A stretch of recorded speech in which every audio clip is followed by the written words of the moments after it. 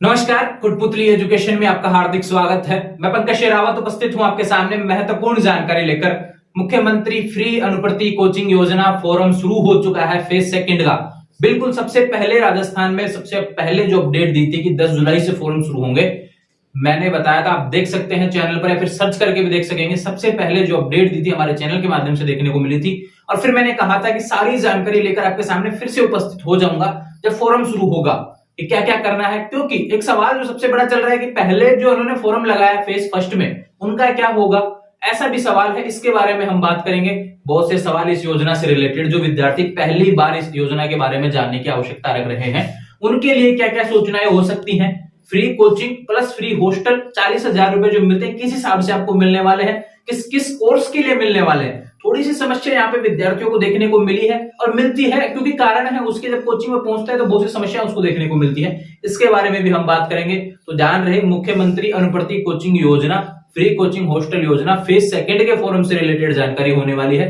Video पूरा देखना, सारी जानकारी आपको इसमें मिल जाएगी, कहीं कोई सवाल नहीं छूटेगा। इसके अलावा फिर कोई सवाल रह जाए फिर कमेंट करना, फिर उसका जवाब देंगे हम, ये ध्यान रखें। तो बात करते हैं यहाँ पर अनुप्रति कोचिंग योजना फेज सेकंड फोरम। ये कोर्स लिखे हुए हैं भैया। यूपीएससी की कोचिंग करना चाहिए, आरएस, एसआई, आरएसएसबी की जितनी भी वैकेंसी है, जैसे जूनियर अकाउंटेंट हो गया, कर्मचारी चयन बोर्ड की जो वैकेंसी होती है ना यहाँ पर, वो आएगा। पटवारी भी आ जाएगा इसमें, ध्यान रखो। कांस्टेबल हुआ, नीट, जेई, क्लैट और सीए कोर्सेज, इनके लिए जो आपको आवेदन करना है। आप देखो, एक चीज सबसे पहले आपको बता दूं कि कभी भी कोचिंग में जाके पहले एडमिशन नहीं लेना है, ध्यान रखें। अगर मुख्यमंत्री अनुप्रति कोचिंग योजना का लाभ लेना है तो पहले आपको फॉर्म लगाना पड़ेगा, उसी में आपको कोचिंग सेलेक्ट करनी पड़ेगी, उसी में आपको कोर्स सेलेक्ट करना पड़ेगा। उसके बाद में कट ऑफ आएगी, 10th और 12th के आधार पर कट ऑफ आती है और उसके बाद में आपको मतलब कि लिस्ट देखने को मिलेगी। अगर आपका नाम आता है तो फिर उस कोचिंग में जाके आपको एडमिशन के लिए डॉक्यूमेंट जमा करवाने हैं। यह छोटी सी प्रोसेस होती है, ध्यान रखें। तो पहले तो फॉर्म लगाना है। फॉर्म की बात कर लेते हैं। 10 जुलाई से फॉर्म शुरू है, ये ध्यान रखें। 10 जुलाई फॉर्म शुरू है और 31 जुलाई अंतिम तिथि होने वाली है। काफी लोगों ने एक महीना बता रखा है, लेकिन ये ध्यान रखें 20 दिन ही फॉर्म चलेंगे। 31 जुलाई अंतिम तिथि है, ये ध्यान रखें। मैं लिख देता हूं यहाँ पे ना, स्क्रीन पर देख सकते हैं आप, आपको न्यूज भी देखने को मिल रही होगी। 31 जुलाई लास्ट डेट है फॉर्म भरने के लिए। फिर से कह रहा हूं कि दूसरी चीज आपको बता दें, जिन्होंने फेज फर्स्ट में फॉर्म अप्लाई किया था, जिन्होंने इस योजना का लाभ पहले लिया हुआ है, यानी कि लाभ लेने का मतलब कोचिंग पहले ली हुई है, उनको दोबारा फॉर्म नहीं भर सकते, वो इस योजना का लाभ भी नहीं ले सकते, ये ध्यान रखना। लेकिन जिन्होंने फेज फर्स्ट में फॉर्म लगाया और उनको कोचिंग नहीं मिला, लिस्ट में नाम नहीं आया, तो क्या है, उनको फॉर्म लगाने की आवश्यकता नहीं है। लेकिन वो इस सेकंड फेज में है ना, उनको मतलब कि शामिल किया जाएगा। तो ध्यान रखें, आपको फॉर्म लगाने की आवश्यकता नहीं है। अगर आपने फेज फर्स्ट में फॉर्म लगाया है और आपको कोचिंग अलॉट नहीं हुआ था तो आपको फॉर्म लगाने की आवश्यकता नहीं है, ये ध्यान रखें। इसमें पहले क्या रखा है, स्क्रीन पर आप देख सकते हैं कि फेज फर्स्ट वालों को दोबारा फॉर्म लगाने की आवश्यकता नहीं है, पहले बार ही फॉर्म आपका काउंट कर लिया जाएगा। ठीक है, 2-3 सवाल आपके अब तक क्लियर हो गए होंगे। लास्ट डेट ये फॉर्म से रिलेटेड है ना। अब आती है बात, कौन भर सकता है फॉर्म, कैटेगरी की बात आ जाती है, कौन सी जाति के विद्यार्थी इसमें आवेदन कर सकते हैं। तो पहले आपको बता दूं, मेल फीमेल दोनों आवेदन कर सकते हैं। दूसरी बात करता हूं, SC, ST, MBC, EWS, OBC, अल्पसंख्यक जिनको माइनॉरिटी बोलते हैं ना, RPS कैटेगरी जो भी है, इस पे विशेष योग्यजन वो भी आ जाएंगे इसमें ना। ध्यान रखिए, SC, ST, MBC, EWS, OBC, अल्पसंख्यक वर्ग। स्क्रीन पर आपको देखने को मिल रहा है जो इसकी जाति है, कौन कौन सी कैटेगरी के विद्यार्थी आवेदन कर सकते हैं, उसके बारे में जानकारी दी हुई है। एक क्राइटेरिया और होता है भैया, ये ध्यान रखिए कि राजस्थान के मूल निवासी आप होने चाहिए, यह भी सबसे इंपॉर्टेंट बात है। दूसरी बात आपको बता दें, जो आय सीमा है ना, आय सीमा ये 8 लाख से अधिक नहीं होनी चाहिए। 8 लाख से अधिक नहीं होनी चाहिए। अब बात करता हूं कि जनरल वाले विद्यार्थी अप्लाई कर सकते हैं नहीं कर, तो भैया जिसकी 8 लाख से अधिक नहीं हो, जो मतलब कि जनरल BPL से हो ना, वो ही आवेदन कर सकता है। बाकी जनरल के विद्यार्थी इसमें आवेदन नहीं कर पाएंगे, क्योंकि जनरल को यहाँ पे शामिल किसमें किया गया है, EWS में। तो केवल जनरल के वे विद्यार्थी जिनका EWS बना हुआ है वे ही आवेदन कर सकते हैं, ध्यान रखना। तो जनरल वाले सभी आवेदन नहीं कर पाएंगे, केवल EWS ही आवेदन कर पाएगा।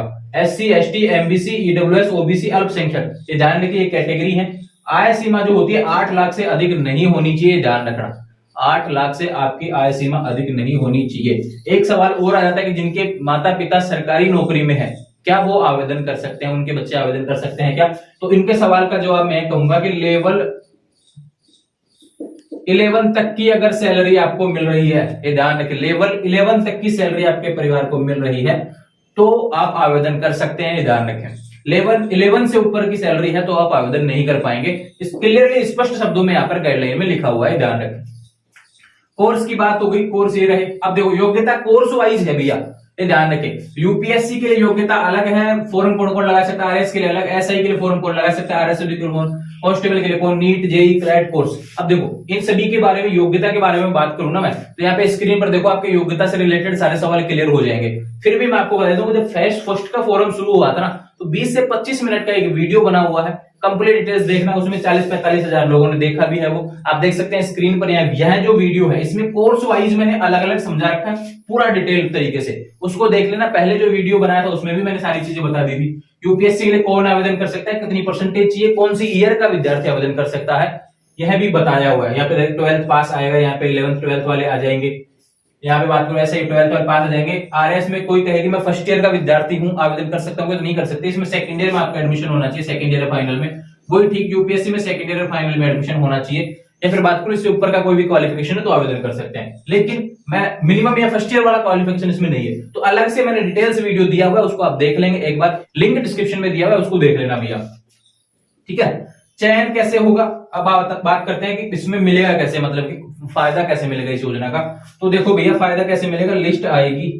अब लिस्ट में नाम किसका आता है, परसेंटेज के हिसाब से, 10th और 12th के परसेंटेज के हिसाब से आपको यहाँ पे देखने को मिलेगा। जो आरबीएससी के विद्यार्थी हैं जिनकी तो परसेंटेज ऐसे कैसे देखने को मिल जाएगी, लेकिन सीबीएसई के विद्यार्थी हैं जिनको 9 गुना करके फिर परसेंटेज निकाला जाएगा। स्क्रीन पर देख लीजिए, इसका जो पैमाना है ना, किस हिसाब से आपकी लिस्ट तैयार होगी, वो स्क्रीन पर दिया हुआ है। अब बात करते हैं आवश्यक दस्तावेज। तो जैसे कि मैंने आपको बताया, राजस्थान का मूल निवासी होना चाहिए। तो दूसरी बात आपके लिए यहाँ पे क्या निकल जाती है कि राजस्थान में जन आधार कार्ड की आवश्यकता होती है, एक आधार कार्ड की आवश्यकता होती है, 10th 12th की मार्कशीट चाहिएगी, कैटेगरी का सर्टिफिकेट चाहिएगा जिस भी जाति से, एक आय सीमा का यहाँ पे आय प्रमाण पत्र चाहिएगा कि 8 लाख से अधिक नहीं हो, ये डॉक्यूमेंट्स की आवश्यकता होगी, और कुछ भी आवश्यकता नहीं है। फॉर्म कहां से भरना है, एसएसओ आईडी के माध्यम से भरना है, ध्यान रखो, एसएसओ आईडी के माध्यम से फॉर्म भरना है। एसजेई पोर्टल वहां पे बना हुआ है, वहां से आपको आवेदन करना है। खुद घर बैठे फॉर्म भरने की आवश्यकता नहीं है, ध्यान रखो। थोड़ा सा दिक्कत हो जाएगी, कहीं कोई गलती हुई, देखो फ्री की योजनाओं में सबसे बड़ी चीजें क्या होती है, एक गलती आप कर दो उसको मतलब बाहर कर देंगे, उस लिस्ट से, रेस से बाहर कर देंगे। तो मैं ये कह रहा हूं कि एक भी गलती नहीं करनी है, ये ध्यान रखें। जब एक भी गलती नहीं होगी तो आपके लिए मतलब कि आपके अनुसार मतलब फायदा आपको फ्री कोचिंग योजना का देखने को ज्यादा मिलेगा, ठीक है, ये बात हो गई। तो इमित्र से फॉर्म भरना, कहीं कोई गलती नहीं आएगी। हॉस्टल की बात कर लेते हैं। तो देखो मैं आपको बता देता हूँ कि हॉस्टल में क्या होता है कि नीट और जेई के जो कोर्सेज है ना, कई कोचिंग कहते हैं कि केवल इन्हीं के लिए हमारे पास हॉस्टल अवेलेबल है।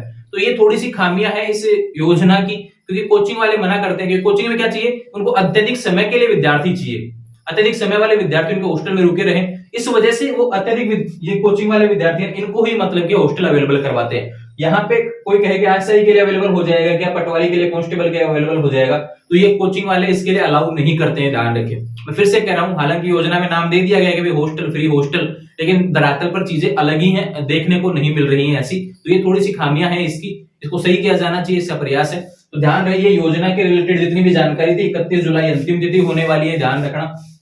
मैंने सारे सवालों का जवाब आपको दे दिया है। इसके अलावा कोई भी सवाल आपका है सीएम अनुप्रति फ्री कोचिंग योजना से रिलेटेड, तो भैया कमेंट कर दीजिए, या फिर इंस्टाग्राम और टेलीग्राम चैनल के माध्यम से जुड़ जाएंगे, वहां पर सारी अपडेट्स मुझसे ले लेंगे। इंस्टाग्राम के माध्यम से आप मुझसे बात भी कर सकते हैं, लिंक डिस्क्रिप्शन में दिया हुआ है, सारी अपडेट देखने को मिल जाएगी।